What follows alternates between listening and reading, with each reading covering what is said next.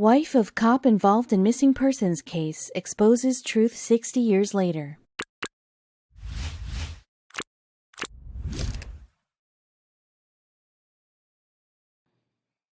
In 1966, a sad and shocking disappearance shattered the tightly knit farming community of Cutchogue, New York. Louise Pietrewicz, a beloved local and adoring mother to her 12-year-old daughter, Sandy, had gone missing. For decades, friends and family waited for answers. It wasn't a high-profile case that garnered national attention, but to the people of Cutchogue, the lack of information was devastating. They waited and waited until 60 years later, when the wife of a cop involved in the case came forward with one crucial detail.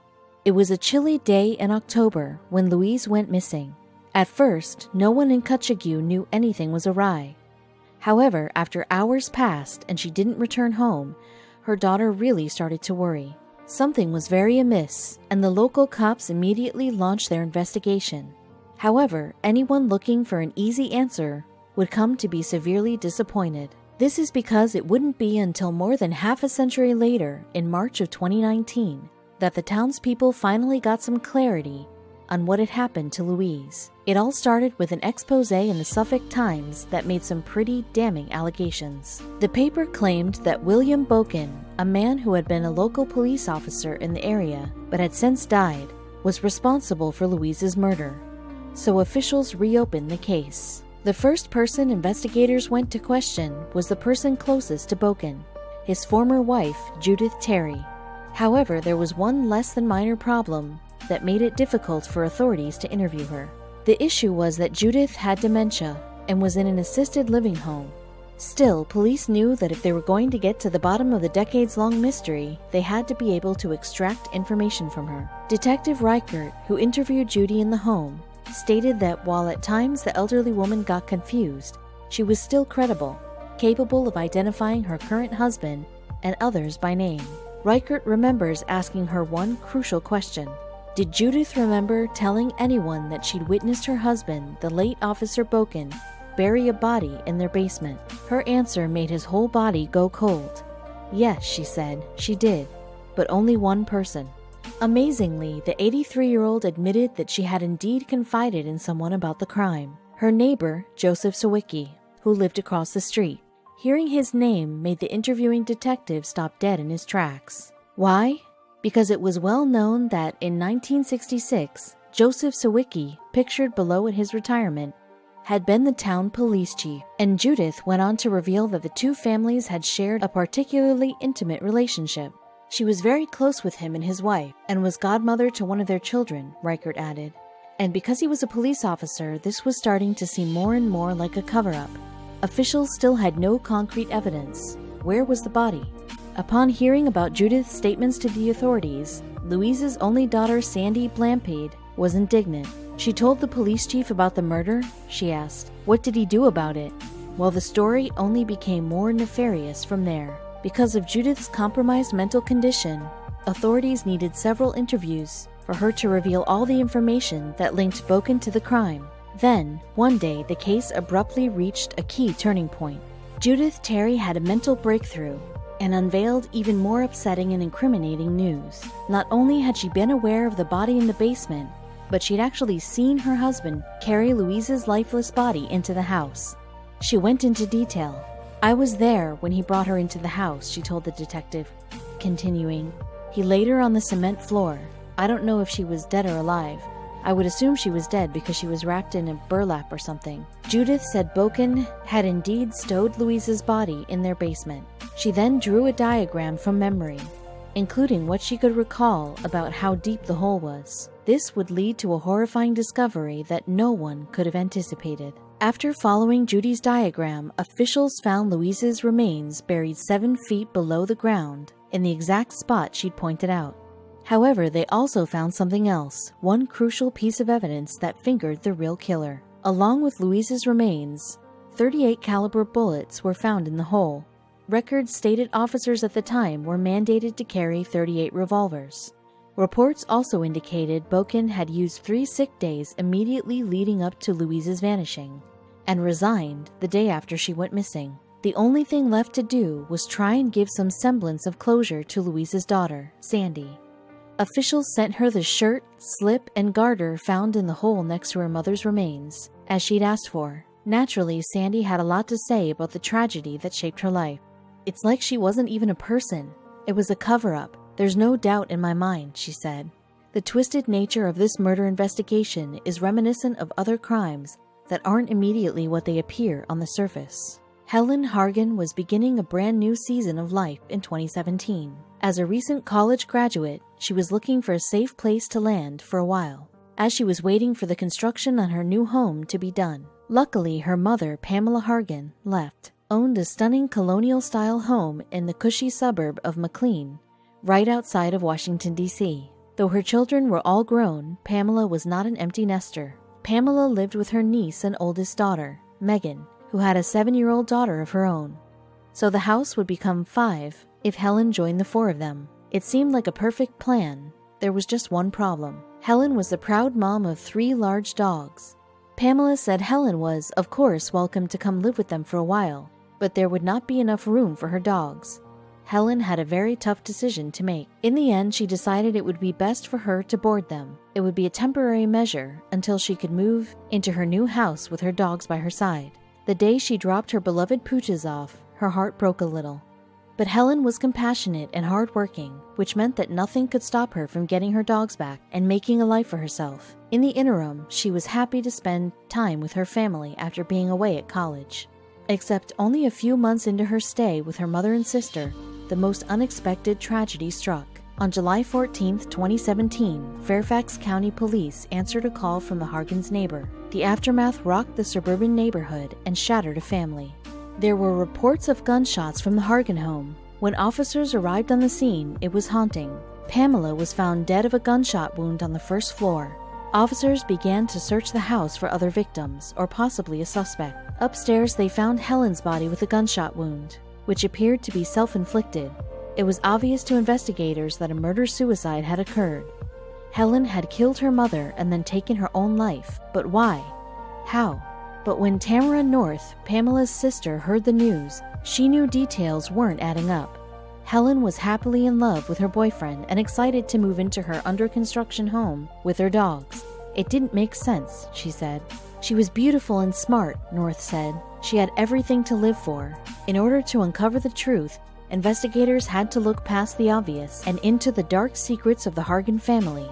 It turned out nothing was as it seemed. Detectives thought they had it all figured out, but then they learned the family had financial troubles. More specifically, they noted one very concerning disruption in the transaction history of Pamela's account. Exactly 1 day before her murder, one of Pamela's daughters had attempted to transfer money from her account, even going so far as to reach out to a bank. The case had just become a lot more complicated, so detectives dug deeper. Because it wasn't Helen who made the call. Megan, the older sister with the daughter who lived in the household as well, attempted it, except Pamela rejected her transfer.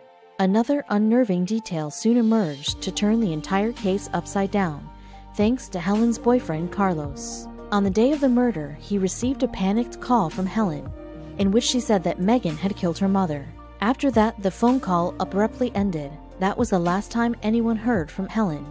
With this new evidence, it became clear that Helen was not to blame for the death of her mother. Megan had staged the entire crime scene, blaming the murder of her mother on her sister after murdering her as well. But why? Allegedly, Megan was jealous of her sister because Pamela was purchasing her a home to live in, while Megan still lived with her mother. The whole ordeal left the family shaken. "I was absolutely horrified that Megan would do this," said North. Still, there was a trial to come. It was a full year before police built a strong enough case against Megan to make their arrest. For that entire time, Helen was to blame for the death of her mother. With the truth out, the narrative changed. Helen didn't deserve that, said North. Helen was taken unfairly and far too soon. She was full of potential, until it was all ripped away by her own sister. It's hard to imagine a more twisted crime. Sadly, the tragedy left Helen's beloved dogs without a home. Luckily, Tamara Bellotti was in charge of boarding them when the dogs were dropped off, and she continued to care for them at her own cost. She would do anything for these dogs, Bellotti said of Helen. As Megan awaited trial, the remaining family waited in horror. How could Megan have done this? They knew, at least, that justice was likely to be served. Not all victims' families made out so well in the courts. Martha Moxley, for instance, was born in 1960 in Piedmont, California, and spent the first 14 years of her life there. Like Megan and Helen, she had a relatively happy childhood. Before she turned 15, though, one fateful decision would change the course of her life. In 1974, the Moxley family chose to overhaul their life and move across the country to Greenwich, Connecticut. At first, everything seemed like it was going to work out. The area they moved to was downright idyllic. It was one of these neighborhoods the kids could just go meet people, very safe, Martha's mother, Dorothy Moxley, recalls thinking. It was one of those suburban safe havens where it seems like nothing bad ever happens. That is, until it does. A quick adapter and warm, outgoing teen, Martha thrived after the move. She was a straight-A student and a member of the school's basketball team, and she made plenty of friends, whom she hung out with often. Some of these friends were two boys, 15-year-old Michael and 17-year-old Tom. The Skakel brothers lived right down the street from the Moxleys, and the children spent a lot of time together.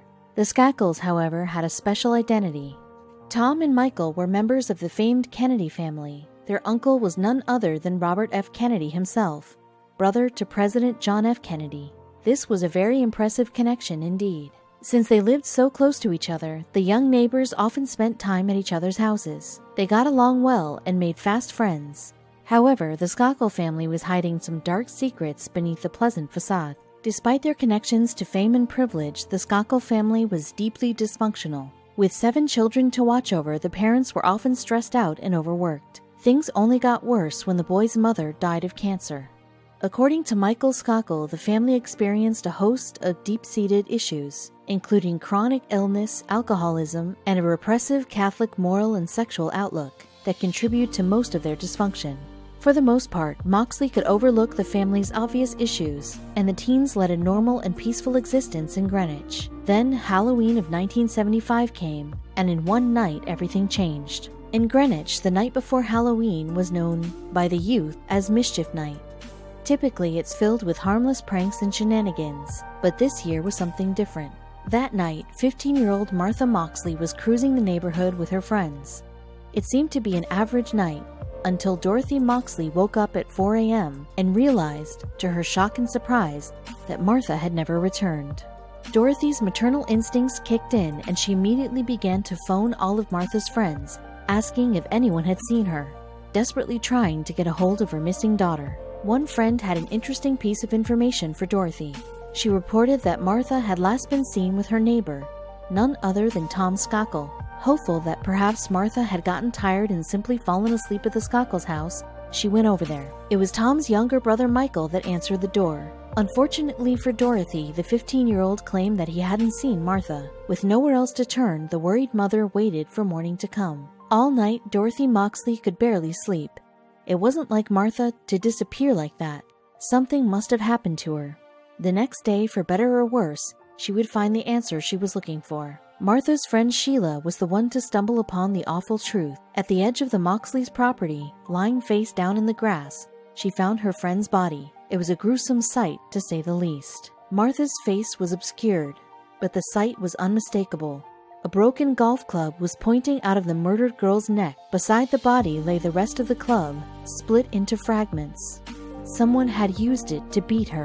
Needless to say, Martha's friends and family were absolutely devastated. A young life had been cut tragically short, and in such a brutal and violent manner. They had to find out who had done this. Soon, investigators found some extremely eerie clues. The most damning evidence of all was found in none other than the Skakels' house. Things were not looking good for these Kennedy relatives. A golf club that matched the one found next to Martha's body was discovered in their living room. Even worse, the same fragments were missing from that one, as were missing from the murder weapon. Another crucial piece of evidence was retrieved from Martha's own diary. In the weeks and months before her death, the girl had journaled about the boys, describing what seemed like aggressive romantic advances and their resulting anger when she rejected them. Given that eyewitnesses had reported that Tom Skakel was the last one to be seen with Martha on that fateful night, suspicions were immediately placed on him. Investigators brought both boys in for questioning. Both of the brothers had alibis. Tom had been watching The French Connection with his tutor, and Michael had been visiting with his cousins in a nearby county.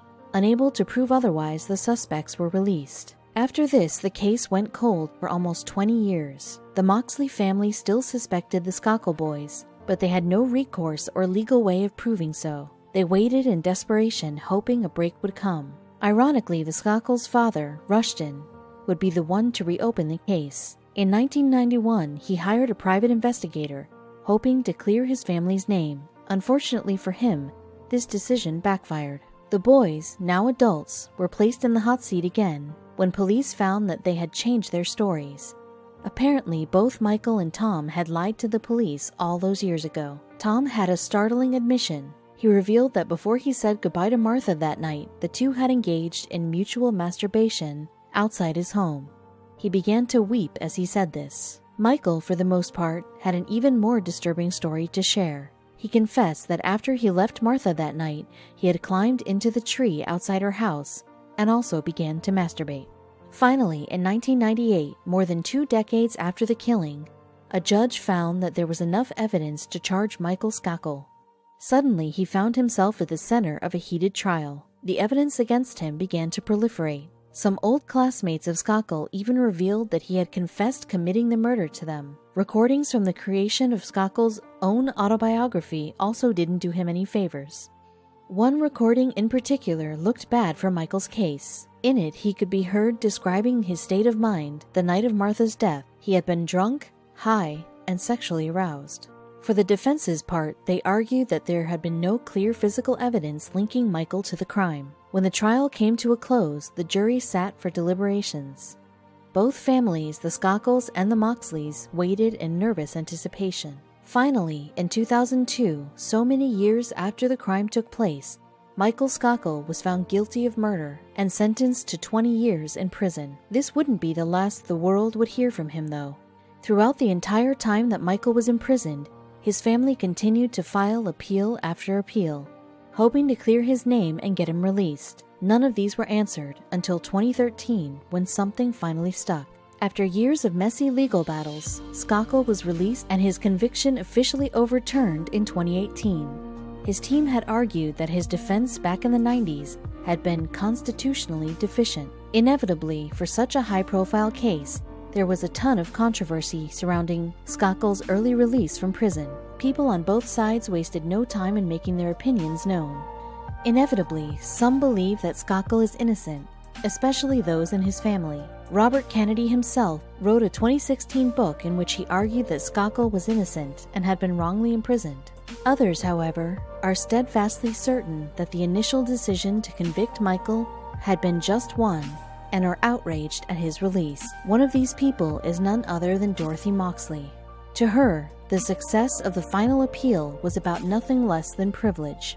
If Michael Skokel came from a poor family, this would have been over. But because he comes from a family of means, they've stretched this out all these years.